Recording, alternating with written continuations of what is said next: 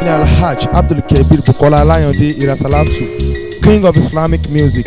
Mo fa àkókò sọ fún ẹ̀yin èèyàn mi wípé Bisi Ologe TV Show òun ni kẹ́ ẹ máa wò níbikíbi YouTube, Instagram, Facebook, gbogbo ẹ̀ pátápátá ibẹ̀ náà wà. Tẹ́ bá tó fẹ́ ṣayẹyẹ tẹ́ fẹ́ kí gbogbo ayé mọ̀ Bisi Ologe number one.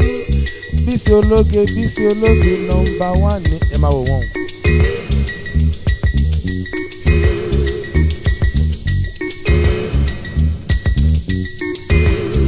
Mo kí àwọn ìyá wa tí wọ́n wọlé ọlọ́mọdé bàjẹ́ Iya Adinni gbogbo Alimosho ọlọ́mọdé bàjẹ́ ìyàwó àgbà tí wọ́n jọ wọlé mo kí àwọn náà ìyàwó Iya Sila ọlọ́mọdé bàjẹ́ fún ilé ilé ọlọ́dúnwálé ànábùwà Muhammad Al-Qur'an al-Karim.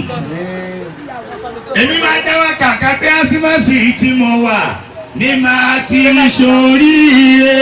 Asimasi tí mo wà ní máa ti ṣoríire. Asimasi tí mo wà ní máa ti ṣoríire. Asimasi tí mo wà ní máa ti ṣoríire. Ó ṣẹ́rí ìyàwó Iya Adinni ọpẹ́ ni kẹ́ ẹ máa dún fọ́lọ́hun. Mo fẹ́ máa wojú Iya Adinni àti bá mi wẹ̀rẹ̀. Ṣé rí ẹ̀yin gẹ́gẹ́ ní ẹ̀sà pákó oríire lónìí? Gbogbo ládàtà bá rí ń bí lónìí ẹ̀yin lẹ kó bá wa. Ẹ rí i pé gbogbo tí òfin ní tíjọkọ́ yìí òfin ní í ṣe òun ló ṣẹlẹ̀ nínú ẹ̀ náà ní no káàṣì wà. Káàṣì tún sá lọ fún wa lórí kámẹ́rà oríire ò ní ṣe Ọlọ́run ní rárá àfi ká ṣe é. Ọlọ́run ló mọ iye ẹni tí ò yẹ kádùá rẹ̀ gbà tó ṣe pé déédéé pé kádùá wa bí Ọlọ́run wò mọ́lá. Allahu Akbar. Gbogbo wa tó o bá nígbàgbọ́ kádùá mi ti gbà bá mi gbé Ọlọ́run tóbi lẹ́ẹ̀kan náà. Allahu Akbar. Ẹni bí lásìmọ́sì àwọn kì í dà yẹn láàmú májẹ̀mú tí a nu. Torí bá mi àgbójú la rí wọ́n nígbàgbọ́ kan pé ìtọ́lọ̀ ń bá fáwọn lè yóò fún ọ. Inshallah. Ìtọ́lọ̀ ń bá ṣe tá àti fi lé wọn lọ́wọ́ lèyìn ò rántí gbígbà bó tilẹ̀ ń kẹ́dùn ó sáré tó bọ́ lọ́wọ́ ò bá fún yàn lèyìn ò lè fún yàn.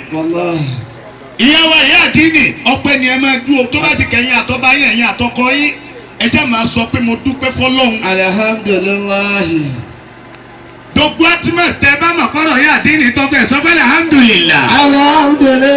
Alhamdulillahi. Kí ọ̀gá wa olówó orí wa ká tó ṣe wá sí fún wa. Ìyàwó Iya Adinni ẹtì ẹdúnà ní tẹ̀tì ní lọ́dọ̀ yín bá mi wẹ̀rẹ̀ ẹ jẹ́ wọn ojú wọn ẹ dákun bọ́lá ń ṣe tó ó tọ́pẹ́ àbí ò tọ́pẹ́. Alhamdulillahi. Ẹ jẹ́ sọ pé alhamdulillah. Alhamdulillahi. Ìyàwó Iya Adinni ọ̀pọ̀ èèyàn bẹ́ẹ̀ ṣe bẹ́ẹ̀ ti ń ṣe yìí Ọlọ́run ló mọ iye èèyàn tó láníyàn rẹ̀ bíi tiyín Ọlọ́run ló mọ iye èèyàn tó fẹ́ ṣe dáadáa bíi tiyín ṣùgbọ́n agbára ni ò sí. Alhamdulillahi. Ọlọ́run wọlé abẹ́ tí ń ṣe yìí Ọlọ́run má ṣàgbágbára fúru wọn. Àmín. Ẹ̀já ní amínà. Àmín. Ọlọ́run bá ṣoore fún èèyàn tó bá lóhùn ò ní dúpẹ́ Ọlọ́run fọwọ́ lẹ́nu báyìí.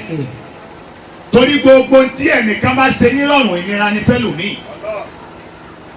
Ẹ̀yin kan bẹ níjòkó yìí tí nǹkan bá ṣe yín ayé ó sọ̀rọ̀. Allah. Dèdè bẹ́ẹ̀ ti ń dọ́jà bẹ́ẹ̀ ti ń dá tẹ̀ ń wọ̀ nǹkan gidi tẹ̀ ń lọ tẹ̀ ń tírámúlà tẹ̀ ń ṣe gbogbo ẹ̀.